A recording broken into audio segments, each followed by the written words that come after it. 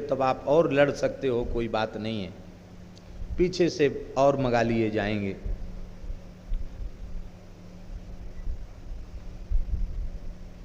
बार बार भीमसेन कहते हैं कि मुझे श्री कृष्ण के मंगलमय मुख कमल का दर्शन नहीं हो रहा है,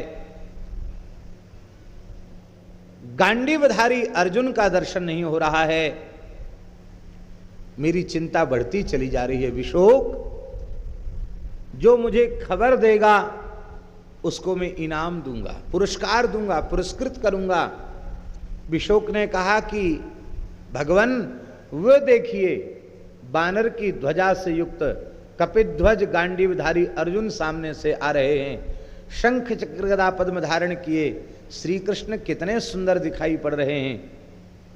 यहां चक्र और शंख का वर्णन है और एक हाथ में चाबुक है, एक हाथ में घोड़ों की लगाम है, ये चतुर्भुज रूप है। गदा पद्म नहीं है क्योंकि खाली हाथ नहीं है, इसलिए एक में चाबुक है और एक में घोड़ों की, बाएं हाथ में घोड़ों की लगाम है, दाहिने में चाबुक है, इस तरह से। तोत्र वेत्रैक पाणये है, इसलिए कहा गया। श्री वृंदावन बिहारी। यह सुनकर के भीमसेन ने कहा, ददानिते ग्रामवरंश चतुर्दश प्रियाख्याने शारथे सुप्रसन्ना दासी सतंचा तीर्थांश विंशतिम यदर्जुनम वेदयसे विशोक।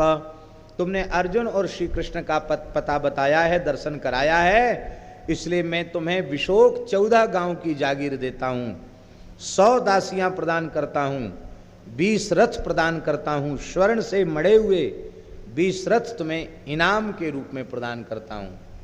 ऐसे उदार हैं भीमसेन, कोई कंजूस भी नहीं है।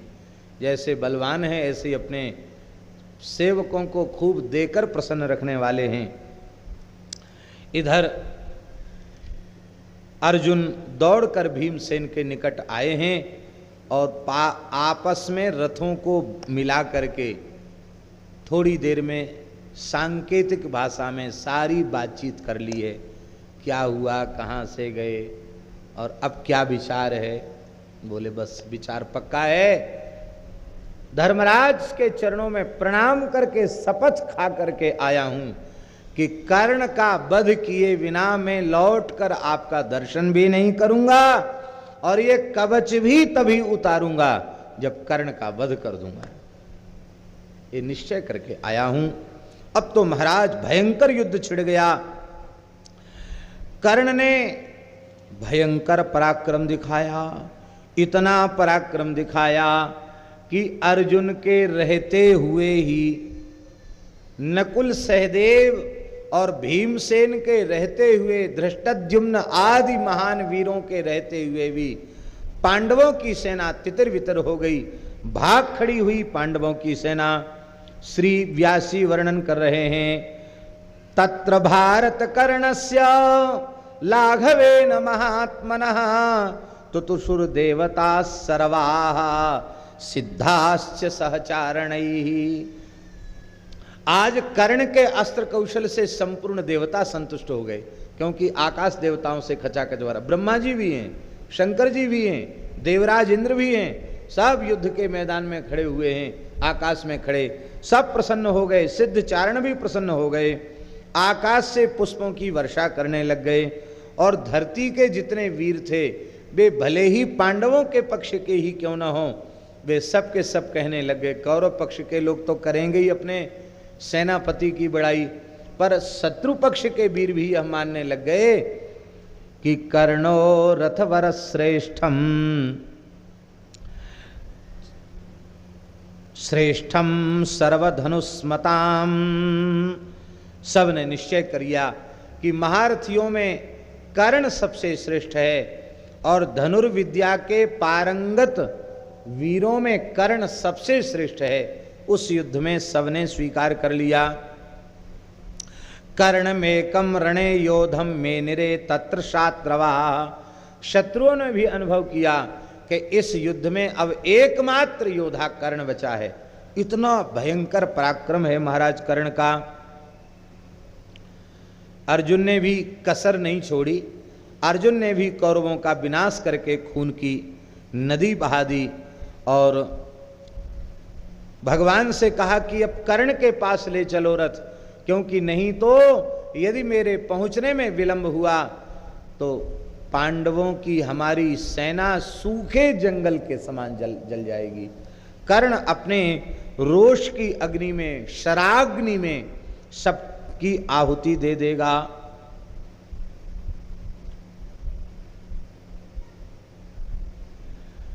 भगवान बोले क्यों जाना चाहते हो वहां?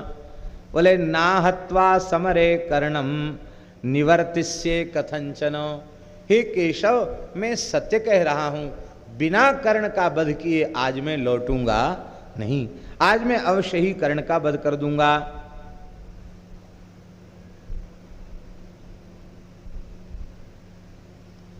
भगवान बोले तो ठीक है, हम तुम्हारा रथ कर्ण के निकट ले जाकर खड़े कर देते हैं। भगवान ने कर्ण के सन्मुख रथ को खड़ा कर दिया और उस समय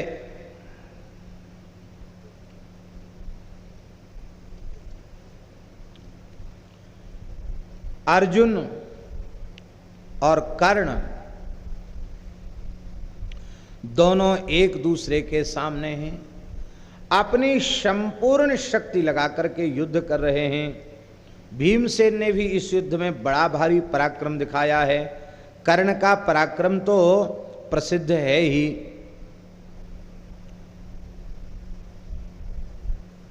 अर्जुन के बाणों से पीड़ित होकर के कौरवों की सेना भाग चली। उस समय कर्ण ने कहा कि मां भयिष्ठेत्यब्रवीत कर्णो यवीतो मामितेति च। कर्ण ने कहा कि तुम लोग डरो मत और तुम सबके सब हमारे पास आ जाओ, जो हमारे पास आ जाएगा वो बच जाएगा। इतना भयंकर पराक्रम अर्जुन ने भी दिखाया। इस युद्ध में भीमसेन के भयंकर पराक्रम को देख करके कौरवों की सेना में हाहाकार मच गया और दुर्योधन की आज्ञा से 10,000 हाथियों का बल जिसकी भुजाओं में है, ऐसा दुशासन भीमसेन से युद्ध करने के लिए आया। आज भीमसेन ने देखा कि दुशासन मेरे सामने है, देखते ही उनका क्रोध भभक उठा और वे अत्यंत गर्जना पूर्वक बोले दिष्ट्यासि दुस्साहसन मेद्य दृष्टा ऋणम प्रतिच्छे सह वृद्धि मूलम चिरोद्यतम यन्मया ते सभायाम कृष्णाभिमर्शे न ग्रहण मत्ता। भीमसेन बोले चलो आज का दिन सुदिन है, आज मैं अपने आप को सौभाग्यशाली अनुभव कर रहा हूं कि मेरा प्रबल शत्रु दुशासन मेरे सामने उपस्थित है। अरे नीच दुशासन, द्रौपदी के पवित्र केशपाश का स्पर्श करने के कारण जो तू कलंकित हो गया, तेरी वीरता, तेरा पुरुषार्थ कलंकित हो गया और तू अक्षम्य अपराधी है। दंड तो मुझे उसी समय देना चाहिए था, लेकिन परिस्थिति थी मैं नहीं दे सका, तो उस समय तो मूल चुकाता। अब मैं चक्रवृद्धि ब्याज के चुकाने के लिए तैयार खड़ा हूं। अब तू सावधान हो जा और तेरा कोई सहायक हो तो उसको बुला ले, क्योंकि मैं आज तुझे जीवित नहीं छोड़ूंगा। द्रौपदी का जो तूने तिरस्कार किया था, वस्त्रहरण किया था, उस पाप का फल अभी तुझे चखाता हूं। दुशासन ने कहा कि तुम हमको क्या याद दिलाओगे? हमें सब याद है, हमने तुम्हारे साथ क्या किया और तुम कितना अपमान सहन करने के बाद भी जीवित बचे हो। और महाराज दुशासन तो दुष्ट है ही है, उसकी तो भाषा ही ऐसी है। उसने कहा कि तुम सब महापापी अधर्मी हो, मारे मारे डोले जाने कहां कहां खाया, कहां कहां पानी पिया, बच गए किसी तरह से लाक्षागृह से जलने से, और तुम ब्राह्मण बन करके तुमने छल पूर्वक द्रौपदी को प्राप्त किया। द्रौपदी ने वर्ण तो अर्जुन का किया था, लेकिन तुम सब इतने अधर्मी हो कि एक द्रौपदी को तुम सब ने अपनी पत्नी बना लिया। क्यों ना हो, तुम्हारी मैया भी तो ऐसी ही है, तुम्हारी माता कुंती ऐसी है, तो तुम अच्छे कैसे होगे, तुम भी ऐसे ही हो। आप सब सुन चुके हैं, कुंती का चरित्र भी सुन चुके हैं और द्रौपदी का चरित्र भी सुन चुके हैं। उसके स्पष्टीकरण की आवश्यकता नहीं है, क्योंकि इस विषय की चर्चा हम बहुत अच्छी प्रकार से कथा के क्रम में कर चुके हैं। आज भी हम सब भारतीय सनातन धर्मी प्रातः उठते हैं तो क्या बोलते हैं? अहिल्या द्रौपदी तारा कुंती मंदोदरी तथा पंचकन्या स्मरे नित्यम महापातक नाशनम। इन पंच कन्याओं का स्मरण करने से महापाप नष्ट हो जाते हैं। जिनके स्मरण से महापाप नष्ट हो जाते हैं, आज उस द्रौपदी के बारे में और कुंती के बारे में इस निर्लज्ज को गाली बकने में लज्जा नहीं आ रही है। भीमसेन ने कहा तब ठीक है, अब ये जवान लड़ाना कायरों का काम है, वीर तो अपने बाहुबल से लोहा लेते हैं, इसलिए तेरे जैसे मूर्ख के साथ जवान लड़ाने की आवश्यकता नहीं है। भीमसेन ने अपने धनुष की प्रत्यंचा को कान तक खींच करके पहले इसके ध्वजा को नष्ट किया, फिर पहियों को नष्ट कर दिया, फिर घोड़ों को मार दिया, फिर एक भल्ल नामक बाण से सारथी के सिर को उड़ा दिया। अब तो ढाल तलवार लेकर के दुशासन कूद पड़ा। आपने बाण से ढाल तलवार के भी टुकड़े टुकड़े कर दिए और इसके बाद भयंकर गदा लेकर के भीमसेन टूट पड़े। गदा युद्ध में दुशासन भी विशारद था, वह भी अपनी प्रचंड गदा लेकर के युद्ध के लिए तैयार हुआ। भयंकर युद्ध होने लग गया। अंत में भीमसेन ने इतनी जोर से उसके ऊपर गदा का प्रहार किया जिससे वो थर थर कांपने लग गया, धूल में छटपटाने लग गया। उस समय भीमसेन ने निश्चय कर लिया कि अब इसको जीवित नहीं छोड़ूंगा। विद्धोस्मि वीरा सुभृशं त्वयाद्या सहस्व भूयोपि गदा प्रहारम उत्तैव मुच्चैः कुपितोथ भीमो जग्राहताम भीम गदाम बधाय। बध का संकल्प लेकर के गदा को उठा लिया और चिल्ला करके कहा, कान खोलकर सुन लो, आज मैं कुरुसभा में की गई प्रतिज्ञा को पूर्ण करने जा रहा हूं। जैसे नृसिंहावतार में भगवान नृसिंह ने हिरण्यकशिपु की छाती विदीर्ण करके रक्तपान किया था, ऐसे ही आज मैं इस पापी दुशासन की छाती को फाड़कर रक्तपान करने वाला हूं। किसी में साहस हो तो वह बचा ले। पास्यामिते शोणित माज मध्य, सबके बीच में मैं तेरे रक्त का पान करूंगा। और इतना ही नहीं, आज तेरे पापों का फल मैं ब्याज के चुका दूंगा। ऐसा कह करके पुत्रम तबाजऊ ताड़या मास मूर्धनि। संजय कह रहे हैं, हे धृतराष्ट्र, आपके पुत्र दुशासन के ऊपर पूरी शक्ति लगाकर गदा का प्रहार किया। यद्यपि दुशासन का शरीर भी वज्र के समान कठोर था, लेकिन क्रोध पूर्वक शक्ति लगाकर प्रहार की गई गदा, उस गदा ने उसको व्याकुल कर दिया। उसके घोड़े रथ सब समाप्त हो गया, वह थरथर कांपने लग गया। और उस समय भीमसेन के सिंहनाद को सुनकर के हाथी घोड़े ही नहीं, सैनिक सिपाहियों के भी मलमूत्र विसर्जित होने लग गए। हाहाकार मच गया, तमाम लोग बेहोश हो गए। भीमसेन की गर्जना सुनकर के अनेक लोग मूर्छित होकर के गिर पड़े। नादेन तेनाखिल पार्श्ववर्तिनो मूर्छा कुलाह पतितास्त्वाजमीढ़। सब मूर्छित हो गए और भीमसेन कूद पड़े अपने रथ से और उन्होंने उसके केसों को पकड़ लिया। पकड़ करके खूब रगड़ा उसको। रगड़ने के बाद कहा कि अरे नीच, तूने द्रौपदी के केश पकड़े थे, आज मैं तेरे केस पकड़े हुए हूं। किसी वीर में शक्ति हो तो आज तुझे मुक्त करा ले, मैं तेरा वध करना चाहता हूं। स्मृत्वाथ केश ग्रहणंच देव्या वस्त्रापहारम च रजस्वलाया अनागसो भर्तृपरांग मुखाया दुखानि दत्तान्यपि विप्रचिंत्य। एक एक इसके अपराध याद आने लग गए। कैसा इसने द्रौपदी का अपमान किया था, क्या अवस्था थी उस समय द्रौपदी की, बहुत व्याकुल हो गए। और इसके बाद भीमसेन का यह जो श्लोक है, यह श्लोक बड़ा अद्भुत है। ये महाभारत का श्लोक, इसमें भीमसेन सबको चुनौती दे रहे हैं। और आश्चर्य है, भीमसेन की इतनी भयंकर चुनौती को आज सबने सहन किया, सबने सहन किया। नहीं तो वीरों का स्वभाव होता, वो किसी की चुनौती सहन नहीं करते। कर्ण के बारे में यह बात कई बार महाभारत में आई है। कर्ण के स्वभाव में है, वो चुनौती स्वीकार नहीं करता। दुर्योधन के स्वभाव में है। आप विचार तो कीजिए कि जिस दुर्योधन की सेना में केवल 3 लोग बचे हों, 11 क्षौणी सेना नष्ट हो गई हो, केवल 3 लोग बचे हों, अश्वत्थामा, कृतवर्मा, कृपाचार्य और चौथा स्वयं दुर्योधन, और आज अकेला है। और भीमसेन ने ललकारा तो गदा युद्ध के लिए आ गया।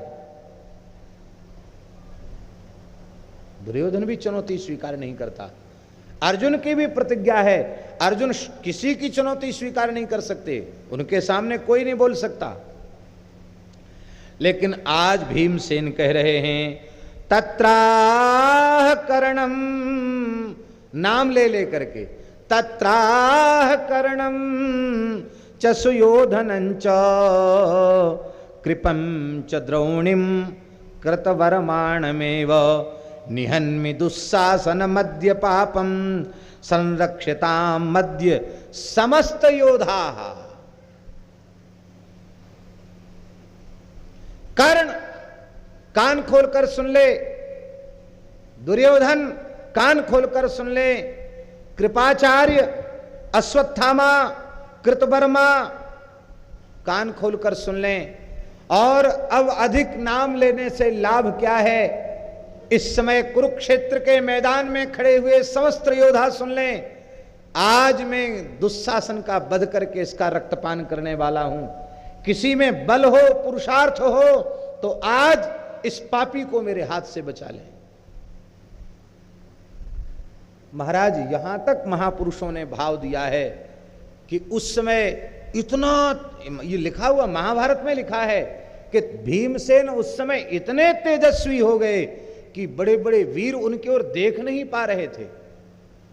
कर्ण किंकर्तव्य विमूढ़ हो गया, दुर्योधन थरथर कांपने लग गया। महाबली महावीर अश्वत्थामा जो प्रतिज्ञा करता है कि मैं आधे दिन में कौरव पांडव सबकी सेना को समाप्त कर सकता हूं, और वस्तुतः इतना बलवान है अश्वत्थामा, वो चुप हो गया। अमरत्व जिन्हें प्राप्त है वे आचार्य कृपाचार्य, वे भी आज मौन हो गए। आज किसी को साहस नहीं है जो भीमसेन की चुनौती को स्वीकार करे।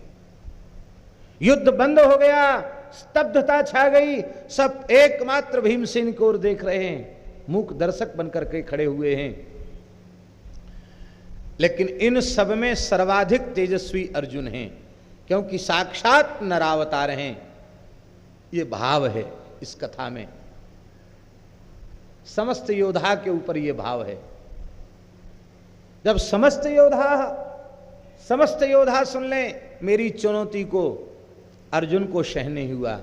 अर्जुन ने कहा कि मेरा स्वभाव नहीं है इस प्रकार की अहंकारपूर्ण उक्ति में किसी की सहन कर सकूं, भले ही मेरे बड़े भाई ही क्यों ना हो।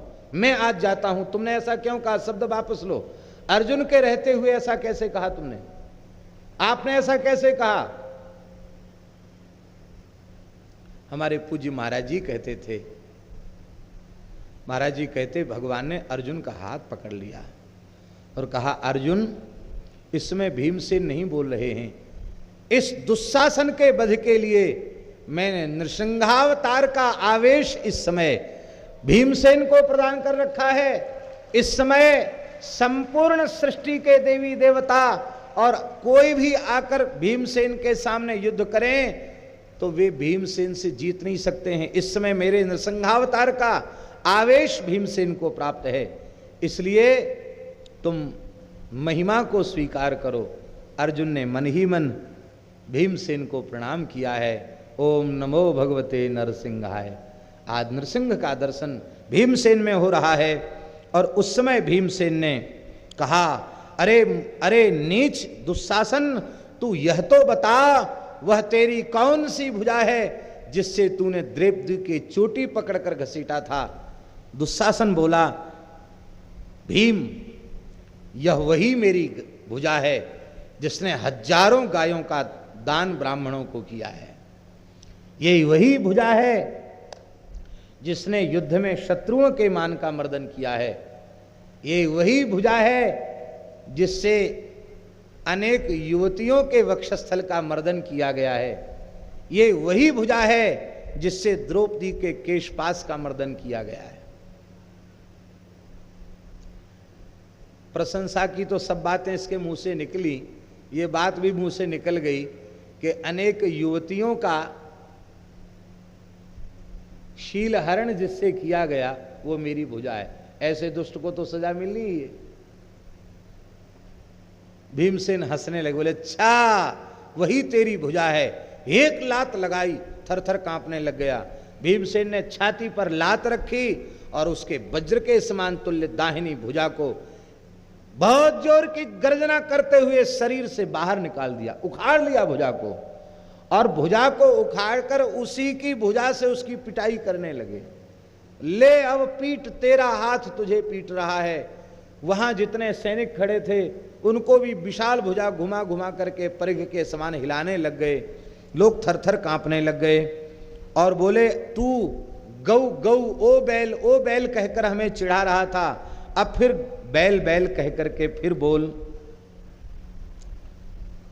एक भुजा उखाड़ ली और एक भुजा के उखाड़ने के बाद कहते, दुस्सासनम ते न च वीर मध्य जघान वज्रासनि सन्नभेन। वो दुस्सासन की भुजा भी वज्र के समान कठोर थी, उसी की भुजा से उसको पीटने लग गए। इसके बाद भीमसेन ने इसकी वक्षस्थल को फाड़ दिया। आप विचार करें, जिसकी भुजा वज्र तुल्य हो उस महान वीर अश्वत्थामा की छाती कितनी कठोर होगी, जिसमें तीखे बाण भी प्रवेश नहीं कर पाते और बिना अस्त्र शस्त्र के उसको फाड़ दिया अपने नखों से। इससे सिद्ध होता है कि आज भीमसेन के नखों में भगवान नरसिंह के नख प्रकट हो गए। फाड़ दिया और फिर संतोष नहीं हुआ, बोले भाई अभी इसके गले का स्वाद चखना तो बाकी है। तलवार से गले को काट दिया और पहले गले का कुछ रक्त मुख में लगाया, फिर उसके वक्षस्थल का रक्त भर भर कर मुख में लेने लगे। उसमें सारा शरीर रक्त से उनके स्नान कर गया और वे कहने लग गए, सत्याम चिकीर्षुर मतिमान प्रतिज्ञाम भीमोपि वच्छो नितमस्य कोष्णम आस्वाद्य चास्वाद्य च वीक्षमाणः क्रुद्धो ही चैनम निजगाद वाक्यम। स्वाद चकचक करके भीमसेन नाचने लगे और बोले, स्तन्यस्य मातुर मधुसर्पिशोर्वा माध्वी कपानस्य च सत्कृतस्य दिव्यस्य वातो यरसस्य पानात् पयोद दिव्याम मथिताश्च मुख्यात्। मैंने माता का दूध भी पिया, मैंने मधु और घी का भी सेवन किया, मैंने अच्छी प्रकार से तैयार किए हुए बढ़िया ठंडाई और शरबत को भी मैंने पिया, माखन का भी स्वाद मैंने लिया, जाने कितने कितने मीठे व्यंजन मैंने पाए, लेकिन आज इस पापी के रक्त में जो स्वाद आ रहा है आज तक मुझे किसी व्यंजन में वो स्वाद नहीं आया। महाराज खून से लथपथ भीमसेन दिखाई पड़ रहे हैं। महाराज उनको देख करके बड़े बड़े योद्धा वीरों ने अपनी आंखें बंद कर लीं और वे इस दृश्य को सहन नहीं कर सके। तम तत्र भीमम ददसु समन्तात दौशासनम तद्रुधिरम पिबंतम सर्वे पलायंत भयाभिपन्नाः नवै मनुष्यो यमिति ब्रुवाणाः। सर्वे पलायंत, सर्वे सब भागकर खड़े हो गए, सब दौड़ने लग गए, भागने लग गए। बोले ये मनुष्य नहीं हो सकता है। और उस समय भीमसेन को रक्तपान करते हुए देखकर, उनकी गर्जना को सुनकर के कितने लोग तो निष्प्राण होकर गर्जना से ही प्राण उनके पखेरु उड़ गए, और प्रायः मलमूत्र विसर्जन तो अधिक से अधिक सैनिकों का हो गया। ऐसी दशा हो गई महाराज। बड़ा भयंकर युद्ध हुआ है। और इसके बाद भीम युधामन्यु ने चित्रसेन के मस्तक को काट दिया है। भयंकर युद्ध आरंभ हो गया है।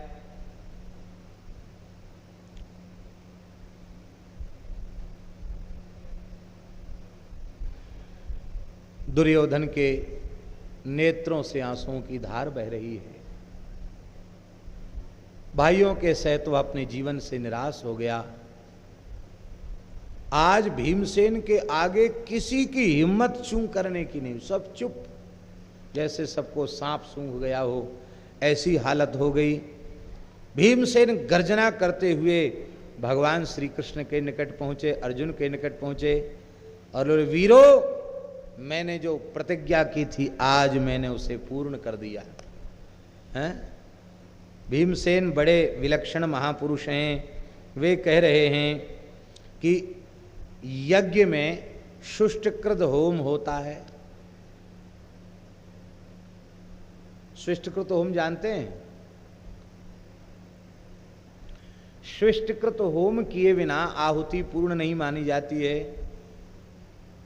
शुष्टकृत माने अग्नि के माध्यम से ही हमारी आहुतियां मंत्रोच्चार पूर्वक जब अर्पित की जाती हैं तो अग्नि के माध्यम से ही तत्त देवताओं तक वे आहुतियां पहुंचती हैं। तो यह काम कौन ने किया? सबके निकट तक आहुति पहुंचाने का काम किसने किया?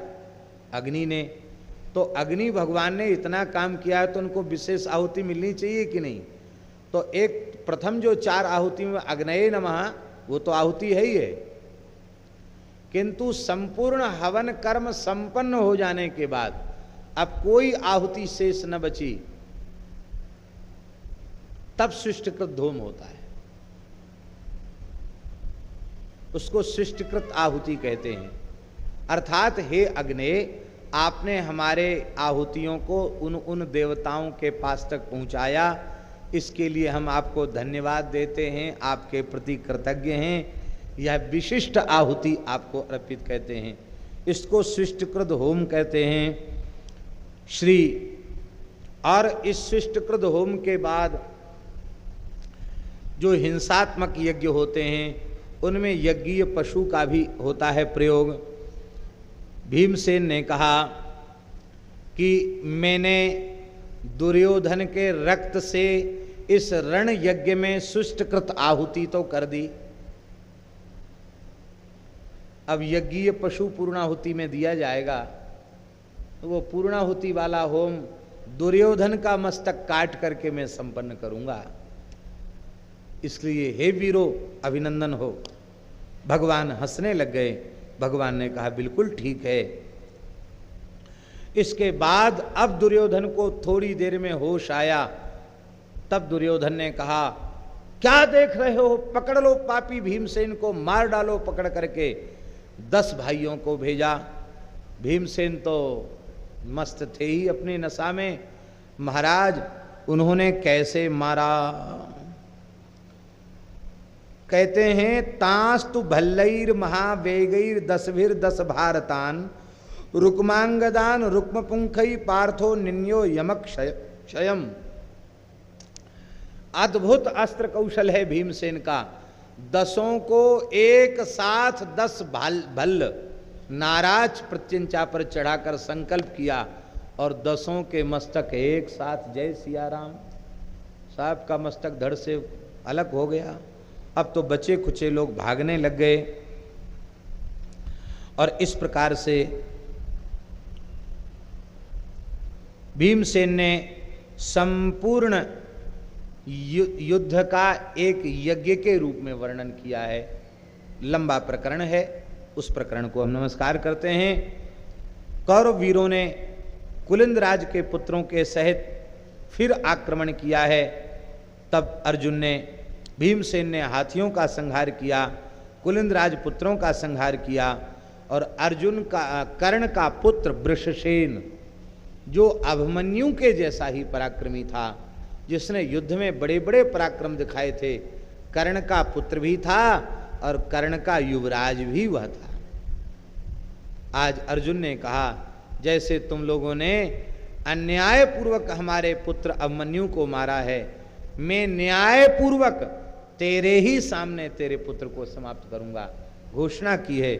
और भयंकर युद्ध करके अर्जुन ने देखते देखते कर्ण के वृषसेन का मस्तक धड़ से अलग कर दिया है। इससे कर्ण के आंखों से आंसू आ गए हैं, बड़ी पीड़ा अपने पुत्र के वध के कारण उसे हुई है। और इसके बाद अब घोषणा की गई कि अब भैया अब तमाशा देखो, अब कर्ण और अर्जुन का द्विरथ युद्ध होगा। अब तो केवल तमाशा देखो, दोनों तरफ की सेनाएं खड़ी हैं तमाशा देखने के लिए। आकाश खचाखच सिद्धों से देवताओं से भरा हुआ है और महाराज भयंकर युद्ध का आरंभ हो गया। बोलो भक्तवत्सल भगवान की जय। कई श्लोकों में दोनों के स्वरूप का, दोनों के लक्षणों का, दोनों के स्वभाव का, दोनों के बल का, दोनों के पराक्रम का बड़ा साहित्यिक वर्णन किया है भगवान कृष्ण द्वैपायन व्यास जी महाराज ने। ना अलग अलग कर्ण अर्जुन का वर्णन नहीं है, एक साथ एक ही श्लोक में कर्ण और अर्जुन दोनों का एक साथ वर्णन है। कुछ श्लोकों का पाठ तो कर ही दें। तौ दृष्ट्वा पुरुषव्याघ्रौ रथस्थौ रचिनांबरौ प्रगृहीत महाचापौ सरिशक्ति ध्वजायुतौ बर्मिणौ बद्धनिस्त्रंसौ श्वेतास्वौ शंखशोभितौ तूणीरवर संपन्नौ द्वावप्येतौ सुदर्शनौ रक्तचंदन रिक्तांगौ समदौ गोवृषाव चाप विद्युत ध्वजोपेतौ शस्त्र संपत्ति योधिनौ इत्यादि प्रकार से द्विवचन का प्रयोग करते हुए दोनों के श्रृंगार, सौंदर्य, बल, पराक्रम, गुण सबका क्रमशः वर्णन किया है। और आमने सामने ले जाकर के रथ खड़ा कर दिया। सबसे पहले सारथी और सारथी का युद्ध है। कर्ण के सारथी हैं शल्य और अर्जुन के सारथी हैं भगवान श्री कृष्ण। भगवान श्री कृष्ण ने शल्य को भ्रकुटी टेढ़ी करके कड़ी नजर से देखा है। शल्य ने भी अपने दांतों से होठों को चबाते हुए भवें खींच करके श्री कृष्ण की ओर कड़ी नजर से देखा है। ये सारथियों का दृष्टि युद्ध है। इसमें कर्ण के सारथी से अर्जुन के सारथी की विजय हो गई। देखो, जो ज्यादा जिसकी आंखों में तेज होता है, कमजोर तेज वाले को ऐसे हो जाना पड़ता है। भगवान के सामने थोड़ी देर तक तो शल्य ने दृष्टि जमा कर रखी, बाद में वो हतप्रभ हो गए, उनकी नजर नीची हो गई। इस तरह से अपनी दृष्टि से उन्होंने शल्य को परास्त कर दिया। अर्जुन ने अपनी भ्रकुटी टेढ़ी करके जिनके होठ फड़क रहे हैं, ऐसे अर्जुन ने, जिनकी भुजाएं फड़क रही हैं, ऐसे अर्जुन ने क्रोध भरी दृष्टि से कर्ण की ओर देखा। इसी मुद्रा में कर्ण ने अर्जुन की ओर देखा। बहुत देर तक एक दूसरे की ओर देखते रहे। अंत में कर्ण की आंख नीची हो गई और अर्जुन उसी अवस्था में बने रह गए। ये संकेत हैं कि विजय किधर होने वाली है। बोलो वृंदावन बिहारी लाल की जय। महाराज, उस समय धरती तो विभाजित हो गई, आकाश भी बट गया है? नीचे पृथ्वी पर अलग अलग विभाजन हो गया। कर्ण और अर्जुन के द्विरथ युद्ध के समय कुछ लोग कर्ण के पक्ष में आ गए, कुछ लोग अर्जुन के पक्ष में आ गए। कर्ण के पक्ष में कौन कौन आए और अर्जुन के पक्ष में कौन कौन आए? असुर, यातुधान, गुह्यक आदि कर्ण के पक्ष में आ गए। मुनि, सिद्ध, चारण, गरुड़ जी, रत्नों की निधियां, उपवेद, उपनिषद, रहस्य संग्रह, इतिहास, पुराण, संपूर्ण वेद और कद्रू की संतानें, विषैले नाग और ये सब अर्जुन के पक्ष में आ गए। इससे बचे हुए सर्प कर्ण के पक्ष में आ गए। ईहा मृग, ब्याल मृग, मंगल सूचक जितने मृग हैं, सिंह हैं, व्याघ्र हैं, ये अर्जुन के पक्ष में आ गए। और इससे बचे हुए जो वन्य प्राणी हैं वे कर्ण के पक्ष में आ गए। माने ये भी एक दूसरे, कुछ कर्ण की विजय चाहते हैं, कुछ अर्जुन की विजय चाहते हैं। पूज्य करुणानिधान वाले महाराज जी कह रहे थे कि कथा सुनते सुनते साधु को किसी पार्टी में नहीं जाना चाहिए, लेकिन क्या करें, ऐसी कथा होती है कि उनमें भी बंटवारा हो जाता, कोई किसी के पक्ष में चला जाता, कोई किसी के पक्ष में चला जाता है, ऐसा होता है। बसु, मरुदगण, साध्य, रुद्र, विश्वेदेव, अश्विनी कुमार, अग्नि, इंद्र, सोम, पवन, 10 दिशाएं अर्जुन के पक्ष में हो गई और 12 आदित्य ये कर्ण के पक्ष में हो गए। 22 शूद्र, सूत और शंकर जाति के लोग कर्ण के पक्ष में हो गए। ब्राह्मण और क्षत्रिय ये अर्जुन के पक्ष में हो गए। इस तरह से लोगों में भी, वर्णों में भी विभाजन हो गया। महाराज, देवता, पितर, यम, कुबेर और वरुण ये यम अर्जुन के पक्ष में हो गए। ब्राह्मण, क्षत्रिय, यज्ञ और दक्षिणा आदि ये भी अर्जुन के ही पक्ष में हो गए। महाराज, कहाँ तक कहें, प्रेत, पिशाच, मांस भोजी, पशु, पक्षी, राक्षस, कुत्ता, सियार ये सब कर्ण के पक्ष में खड़े हो गए। देवर्षि, ब्रह्मर्षि, राजर्षि अर्जुन के पक्ष में खड़े हो गए और गंधर्व आदि जो है वे भी अर्जुन के पक्ष में खड़े हो गए। और इनसे जो अतिरिक्त चारण, गुह्यक आदि हैं ये कर्ण के पक्ष में खड़े हो गए। इस तरह से महाराज वह सारा ब्रह्मांड भी मानो 2 भागों में बट गया है। इतना भयंकर युद्ध न भूतो न भविष्यति, ऐसा भयंकर युद्ध हुआ। अब दोनों ही अपने अपने पक्ष के लिए कह रहे हैं, अर्जुनौ जयिताम कर्णम इति शक्रो ब्रवीत तदा। अर्जुन के पक्षपाती कह रहे हैं अर्जुन की विजय हो, कर्ण के पक्षपाती कह रहे हैं आकाश में भी और धरती पर ही कर्ण की विजय हो। उस समय देवराज इंद्र ने युद्ध का दर्शन करने आए ब्रह्मा जी से पूछा कि कर्ण और अर्जुन के युद्ध में विजय किसकी होगी। सूर्य नारायण कह रहे थे नहीं, हमारे पुत्र कर्ण की विजय होगी, और इंद्र कह रहे थे नहीं, अर्जुन की विजय होगी। तो सूर्य में और इंद्र में विवाद हो गया। झगड़ा किसी बड़े के पास जाकर निपटाया जाता है। उस झगड़े को निपटाने के लिए भी श्री पितामह ब्रह्मा जी के निकट पहुँचे और ब्रह्मा जी से कहा, तो ब्रह्मा जी ने कहा कि शंकर जी भी इस बात के साक्षी हैं और मैं स्वयं कह रहा हूँ कि इस युद्ध में विजय तो अर्जुन की ही होगी। ब्रह्मेशानावथो वाक्यम ऊचतुस्त्रदशेश्वरम।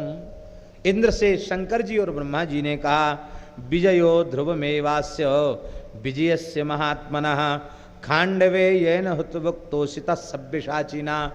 सभ्यसाची विजय नाम जिनका है, ऐसे अर्जुन की ही इस युद्ध में विजय होने वाली है। क्यों? उत्तर दे रहे हैं, बहुत ध्यान से सुने। उत्तर दे रहे हैं ब्रह्मा जी, बोले भले ही दानव दैत्य बड़े प्रबल हो जाएं तप करके, लेकिन जब विजय होगी तो सात्विक पक्ष की ही विजय होती है, दैवी शक्तियों की विजय होती है, आसुरी शक्तियों की नहीं। आसुरी शक्तियां थोड़ी देर तक काबिज हो जाएं तो हो जाएं, बाद में उनका अस्तित्व लंबे समय तक नहीं रहता, किंतु सात्विक शक्तियों का अस्तित्व, देव शक्तियों का अस्तित्व लंबे समय तक रहता है। इसलिए कर्णश्च दानव पक्ष अत कार्य पराजयः एवं कृते भवेत् कार्यम देवानाम एव निश्चितम आत्म कार्यम च सर्वेषां गरीयस्त्रदशेश्वर। ब्रह्मा जी ने कहा कि कर्ण दैत्यों का पक्षपाती है। ये दुर्योधन आदि सब दैत्य ही स्वभाव वाले तो हैं, ये दानवों के पक्ष का है। इसलिए दानवों के पक्ष में जो व्यक्ति खड़ा है वो स्वयं भले ही धर्मात्मा सदाचारी क्यों न हो, उसकी भी विजय नहीं होनी चाहिए, उसकी पराजय होनी चाहिए, तभी देवताओं का कार्य सिद्ध हो सकेगा। और जब देव कार्य सिद्ध होगा तभी संपूर्ण सृष्टि का मंगल होगा। और अंत में ब्रह्मा जी ने एक ऐसी बात कह दी जिसकी काट संभव नहीं थी। बोले यस्य चक्रे स्वयं विष्णु सारथ्यम जगत प्रभु मनस्वी बलवान शूरः कृतास्त्रोथ तपोधन। कहते जिस महान तपस्वी अर्जुन के घोड़ों की बागडोर साक्षात भगवान विष्णु नारायण श्री कृष्ण ने अपने हाथ में जिसके घोड़ों की लगाम थाम रखी है, वो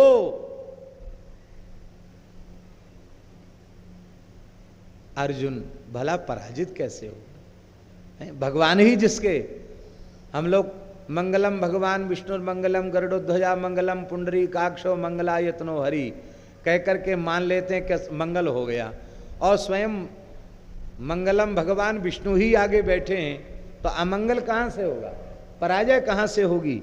इसकी विजय निश्चित है, क्योंकि नर नारायणा वेतौ पुराणौ ऋषि सत्तमौ अनियम्यो नियंतारौ एतौ तस्मात् परंतपौ। ये दोनों पूर्व के नरनारायण ऋषि ही हैं, आज इस रूप में प्रकट होकर के लीला कर रहे हैं।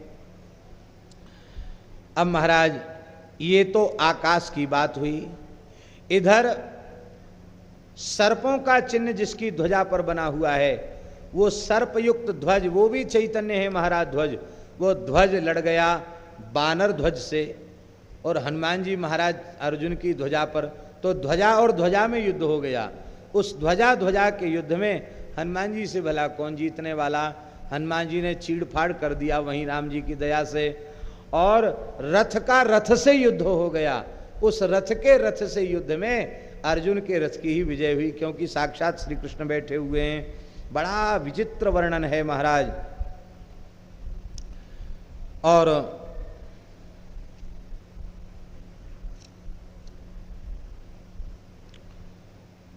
इसके बाद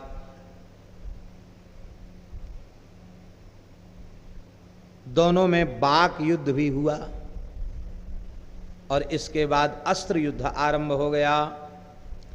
अर्जुन ने कौरव सेना का संहार किया है, और उस समय इस स्थिति को देख करके अश्वत्थामा ने दुर्योधन को समझाया है, महाराज अभी भी कुछ नहीं बिगड़ा, मेरे पिताजी चले गए, पितामह भीष्म सरसैया पर पड़ गए हैं, अर्जुन जिनका सारथ्य कर्म स्वयं श्री कृष्ण कर रहे हैं, उनको जीतना कर्ण के बस की बात नहीं है, क्यों काल के गाल में जा रहे हो? जीवित रहोगे तो बहुत सुख मिलो देखोगे। बोले आप चिंता न करो, अर्जुन बहुत जितेंद्रिय है। देखिए ये है बात है, यद्यपि बहुत दुखी हैं अश्वत्थामा कि मेरे पिता को छलपूर्वक मारा गया, लेकिन बैरियू राम बड़ाई करें हैं। आज अश्वत्थामा ने इतनी श्लोकों में प्रशंसा की है अर्जुन की, बोले वो महान गुरु भक्त है, गुरुवत प्रवर्तितव्यम गुरुपुत्रे, शास्त्र में लिखा है गुरु के प्रति जैसा व्यवहार होता है वैसा ही गुरुपुत्र के प्रति व्यवहार करना चाहिए। यदि गुरु कई प्रकार के होते ना, शास्त्र पढ़ाने वाले भी गुरु ही होते हैं, वे गृहस्थ ब्राह्मण होते हैं, उनका गुरु रूप में आदर करना चाहिए। और उनके पुत्र से आपने भले ही नहीं पढ़ा है, लेकिन यदि वे गुरुपुत्र हैं तो उनमें भी गुरु तत्व का दर्शन करते हुए उनका भी आदर करना चाहिए हैं। चाहे जितने बड़े महात्मा बन जाओ, गुरुपुत्र से चरण स्पर्श नहीं कराना चाहिए, आदर करना चाहिए। आखिर तो वो गुरु के वंश का है, गुरु के खानदान का है, इसलिए।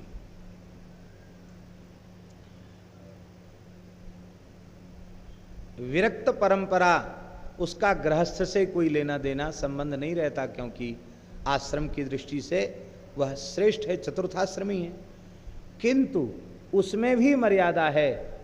श्री गुरुदेव भगवान जिस कुल में प्रकट हुए हों उस कुल के किसी व्यक्ति से चरण स्पर्श नहीं कराना चाहिए। हम अपने पूज्य गुरुदेव श्री भक्तमाली जी महाराज के साथ जब पहली बार नैमिषारण्य क्षेत्र में गए तो स्वाभाविक संत वेश का आदर तो सब करते हैं। जिस गांव में जिस पवित्र त्रिपाठी परिवार में महाराज जी का जन्म हुआ था वो सब आदर तो करते ही। तो हमने उस बार महाराज जी से पूछा, महाराज जी ये लोग प्रणाम कर रहे हैं, उचित क्या है? आप हमारे लिए नहीं, जो शास्त्र की बात हो सो बताओ। तो महाराज जी मुस्कुराए। महाराज ने कहा उचित यही है, भले ही विरक्त का संबंध गृहस्थ से नहीं होता है, लेकिन जिस कुल में गुरु महाराज प्रकट भय हों, उस कुल को, उस विरक्त परंपरा के शिष्यों को सदा आदरणीय और पूज्य मानना चाहिए। और इस परंपरा का निर्वाह पूज्य महाराज जी ने अपने अंतिम क्षण तक किया। पूज्य पंडित श्री जगन्नाथ प्रसाद भक्तमाली जी महाराज को भक्तमाल विषय के गुरुदेव के रूप में महाराज जी ने स्वीकार किया। और महाराज जी जब तक शरीर में विराजमान रहे, उन्होंने लाली का उसी भाव से आदर किया, और उनके पुत्रों का भी, रसिक जी और अनूप जी का भी अंतिम क्षण तक महाराज जी उसी भाव से आदर करते रहे। महाराज जी लेटे होते भी आते तो महाराज जी उठ के बैठ जाते, उनके झुकने के पहले महाराज जी झुक जाते। ये सब बातें अपने से बड़ों से सीखने के जैसी हैं। पूज्य बक्सर वाले महाराज जी महान संत हैं, जैसे ठाकुर जी ने ही उनको सजा करके साधुता में गढ़ के भेजा हो, ऐसे महापुरुष, लेकिन अपने से बड़ों के प्रति कैसी आदर की भावना। बचपन में किसी अध्यापक ने उन्हें पढ़ाया, वो भी उनके सामने आ गया तो उन्होंने उसको साष्टांग वंदन किया। इसको साधुता कहते।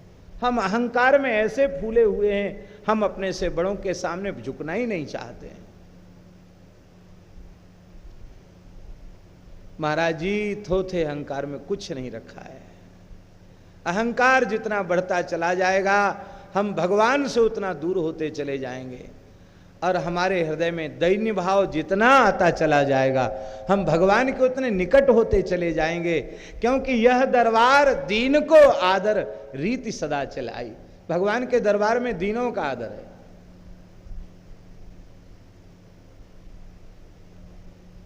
हम आपको सत्य कह रहे हैं, सत्य को सत्य से प्रमाणित करने की आवश्यकता नहीं है। मैं मलुक पीठाधीश्वर हूं या श्री महंत हूं, ये तो बहुत ऊंची बात है। मैं अपने को साधु भी नहीं मानता, इतना मानता हूं गुरुजनों की कृपा से, भगवान की कृपा से ये पवित्र वेश हमें मिल गया है, बस। बाकी अभी हम साधु कहाँ बन पाए हैं, लाइन में लगे हैं। जैसे गंडकी नदी में पड़ी हुई शिलाएं घिसते घिसते शालिग्राम जी बन जाती हैं, ऐसे ही संतों के संग रूपी प्रवाह में ये शरीर पड़ा हुआ है, ये जीवन पड़ा हुआ है। कभी न कभी संतों की रगड़ लगते लगते ये भी स्वरूप से संत तो है ही है, स्वभाव से भी संत हो जाएगा।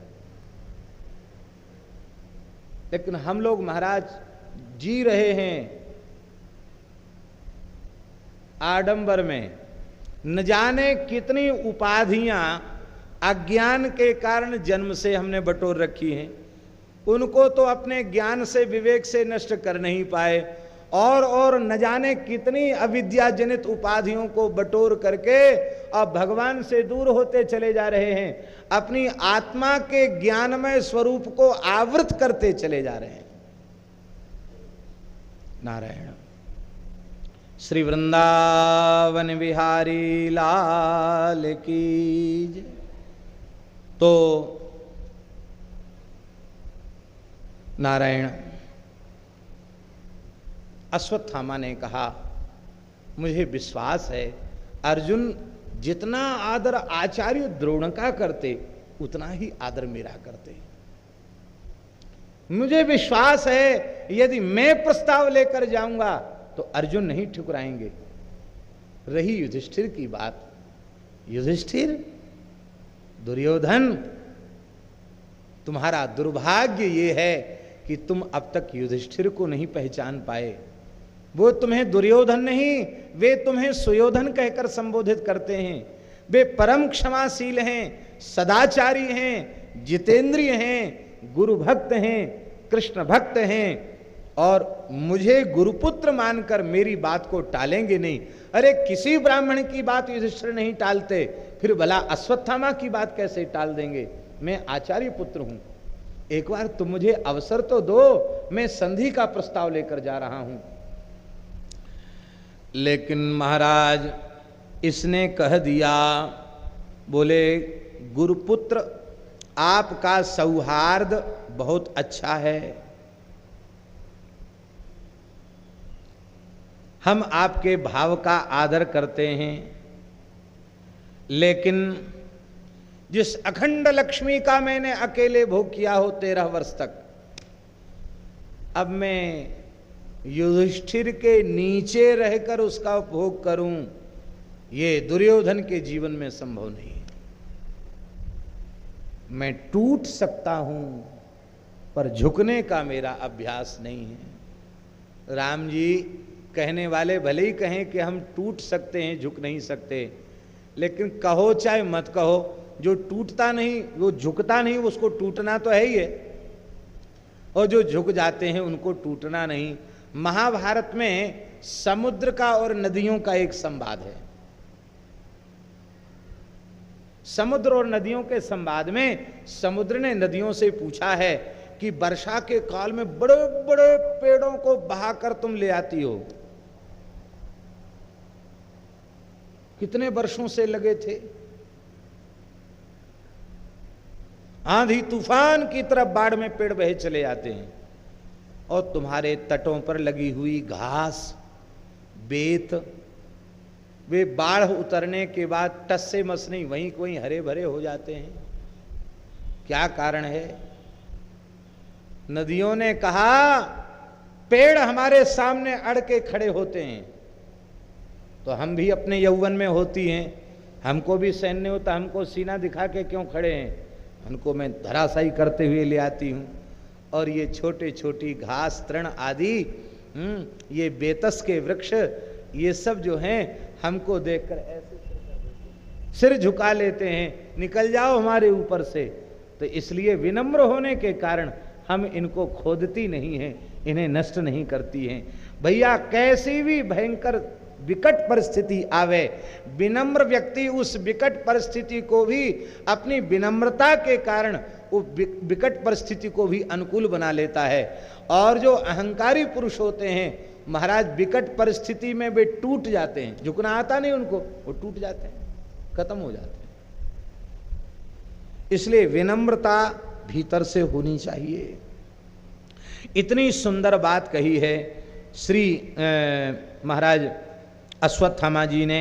वे कह रहे हैं, बदंति मित्रम सहजम विचक्षणा तथैव सामना च धनेन चार्जितम प्रतापतश्चोपनतम चतुर्विधम तदस्ति सर्वम तब पांडवेशु। ये श्लोक लिखने योग्य है, इतना सुंदर श्लोक है। कहते हैं 4 प्रकार के मित्र संसार में होते हैं। विद्वान पुरुष 4 प्रकार के मित्र बतलाते हैं। एक सहज मित्र होते हैं। सहज मित्र कौन होते हैं स्वामी जी? हमारी जैसी प्रकृति, हमारी ही प्रकृति का दूसरा व्यक्ति हमको मिल गया, ये सहज मैत्री होगी। विद्वान का विद्वान से प्रेम हो जाता है, पहलवान का पहलवान से प्रेम हो जाता है, तो प्रकृति मिल गई ना। तो एक ऐसे मित्र होते हैं जो सहज उनकी प्रकृति मिल जाती है, इसलिए उनमें मित्रता हो जाती है। और एक ऐसे होते जो संधि करके मित्र बनाएंगे, मित्र नहीं थे, राजीनामा कर लिया, हाथ मिला लिया, बोले चलो, लड़ झगड़ के बहुत दिन देख लिया, अब दोस्ती करके देखते हैं। एक ऐसे मित्र होते हैं। एक ऐसे मित्र होते हैं कि आदमी की हमको जरूरत है, आदमी बहुत अच्छा है और हमें उसको मित्र बनाने, उससे मित्रता करके अपना कोई काम बनाना है, और हमने देख लिया कि इस व्यक्ति को अमुक वस्तु की जरूरत है। जैसे हम उदाहरण दें, उसको 1 लाख रुपए की जरूरत है, अब व्यक्ति बहुत अच्छा है पर हमसे मिला नहीं है, अलग है हमसे, और वो व्यक्ति हमसे आ जाए, हमारी तरफ आ जाए, हमसे मिल जाए तो हमारा काम बन जाएगा। तो बुद्धिमान पुरुष क्या करते हैं, उस व्यक्ति को जिसको 1 लाख की जरूरत थी उसको 2 लाख 4 लाख रुपए दे करके, कोई बात नहीं, मेरे पास पैसा पड़ा है, क्या करेंगे, रखो ना, क्या करोगे, ले रखो, घर नहीं हो तो ले, मकान खाली पड़ा है, रहो इसमें, ले खेत करो, कोई बात नहीं, बाद में देखा जाएगा। इसको कहते हैं वस्तु पदार्थ देकर, धन देकर बनाया हुआ मित्र। ऐसा मित्र भी बहुत काम देता है, वो कभी विरुद्ध नहीं जाता क्योंकि वो कृतज्ञ होता है। पर कृतज्ञ व्यक्ति ऐसे भी होते हैं कि जो सब कुछ लेने के बाद भी अंगूठा दिखा देते हैं। इसलिए सोच विचार कर मित्रता करनी चाहिए, चाहे जैसे के साथ हाथ नहीं मिलाना चाहिए। ये तीसरे प्रकार के मित्र जो धन दे करके किए गए हैं। और चौथे प्रकार के मित्र वो हैं जो हमने बनाए नहीं, हमारा प्रभाव देखकर, प्रताप देखकर अपने आप आकर मित्र बन गए। तो अपने आप जो प्रभाव देखकर मित्र बन जाते हैं, अनुकूल हो जाते हैं, वो भी विरोध में नहीं जाते हैं। हाँ, संधि जिनसे करके मित्र बनाया जाता है वे कई बार विरोध में चले जाते हैं। तो देखो, चारों प्रकार से तुम पांडवों से प्रेम कर सकते हो। एक तो एक ही परिवार के हो, भाई भाई हो, तुम लोग ताऊ जी को हो और वे पांडु के हैं। एक परिवार के हो, एक गोत्र के हो, एक कुटुंब के हो, इसलिए सहज मैत्री भी हो सकती है, स्वाभाविक मैत्री हो सकती है। और झगड़ा हो रहा है तो संधि करके मित्रता हो सकती है दूसरी प्रकार से। तीसरा ये है कि तुम कहो कि झगड़ा युद्ध राज्य के लिए हो रहा है, आप अपना इंद्रप्रस्थ संभालिए, हम हस्तिनापुर में रहेंगे, तो धन देकर मित्र बनाया जा सकता है। और चौथे, इस समय प्रचंड सूर्य के समान प्रताप चमक रहा है श्री कृष्ण की कृपा से पांडवों का, इसलिए प्रताप देखकर भी उनको मित्र बनाया जा सकता है। पर इन्हें मित्र बना लो।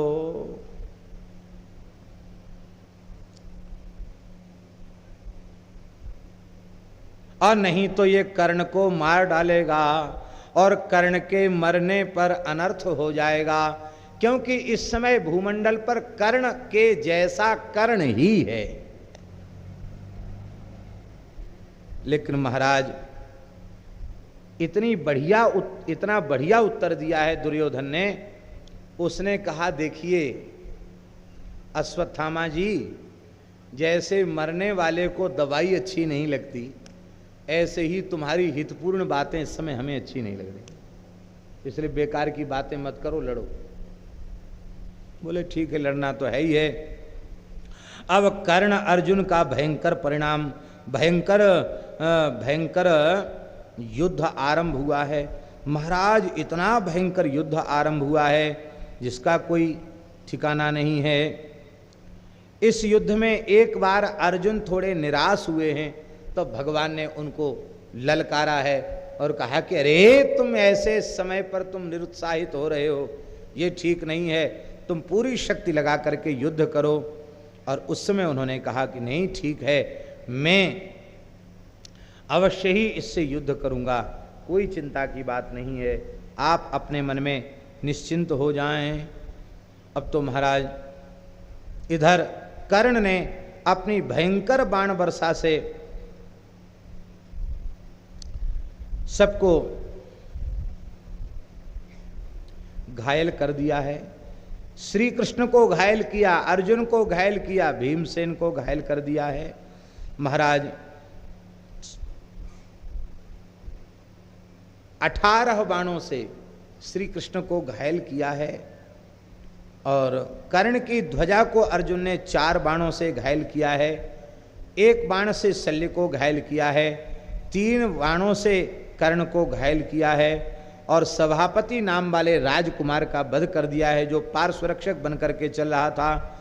और थोड़ी ही देर में अर्जुन ने 3, 8, 2, 4, 10 बाणों की वर्षा करके कर्ण को घायल किया और 100 हाथियों को यमलोक भेज दिया, 800 रथों को 2-4 क्षण में ही नष्ट कर दिया। और महाराज सारी सेना को अपने भयंकर बाणों से ढक दिया। केवल धनुष की प्रत्यंचा की टंकार और बाणों के सनसनाने की ध्वनि ही उस युद्ध के मैदान में सुनाई पड़ रही थी। भयंकर पराक्रम प्रकट हो रहा था। कहते इस समय अर्जुन के धनुष की डोरी अधिक खींची जाने के कारण बड़ी जोर का शब्द करके टूट गई। इतना पराक्रम दिखाया अर्जुन ने, उसकी धनुष की प्रत्यंचा टूट गई। और महाराज उस समय तुरंत अर्जुन ने दूसरी प्रत्यंचा को धारण लगा लिया अर्जुन का जो गांडीव धनुष था उसकी विशेषता ये थी कि वो किसी भी अस्त्र शस्त्र के द्वारा काटा नहीं जा सकता था, क्योंकि साक्षात ब्रह्मा जी ने तपोबल से उसका निर्माण किया था। और दूसरी विशेषता उसकी ये थी कि एक प्रत्यंचा के टूट जाने के बाद दूसरी प्रत्यंचा जोड़नी नहीं पड़ती थी, दूसरी प्रत्यंचा अपने आप वहाँ प्रकट हो जाती थी, बस खाली खींचकर झुकाकर लगाना है, बस इतना ही काम बाकी रह जाता था। इतना विलक्षण वह धनुष था। प्रत्यंचा टूट गई,